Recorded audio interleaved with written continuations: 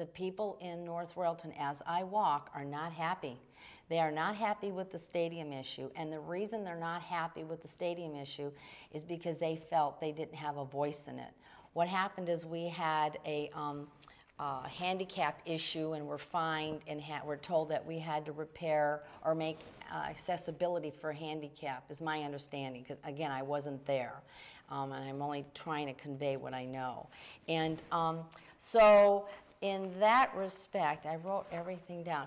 What happened was in 2010, we had a $400,000 repair to the stadium, and the stadium was then updated to accept and work with handicapped individuals.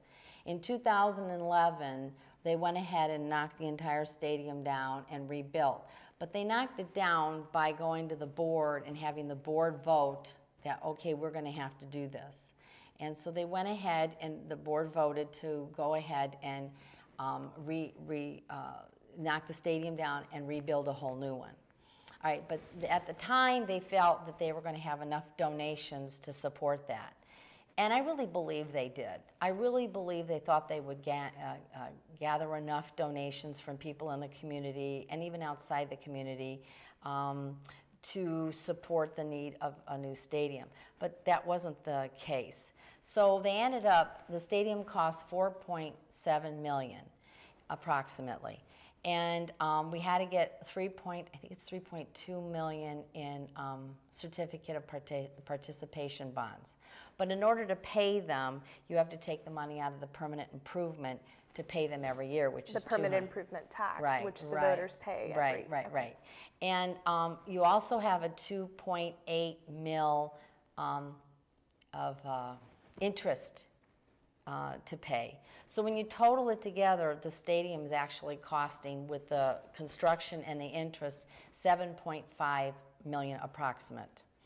And right now, to date, we owe $5.8 million, and it won't be paid off to 2040. Well, the problem is back when they first did it, it's my understanding, the donation thought was really going throughout the community. So everybody thought they'd never be assessed the cost, and they were really happy. And I have to say, did we need a stadium? Oh, yeah, I believe so. I taught at Normandy, and I would hear from the Normandy coaches that it was not a good stadium. They would cite all kinds of issues there. So it was an old stadium. The other thought, though, did we need to build, or could we have combined services with Brecksville or Strongsville to alleviate the cost? I don't think that was ever a thought.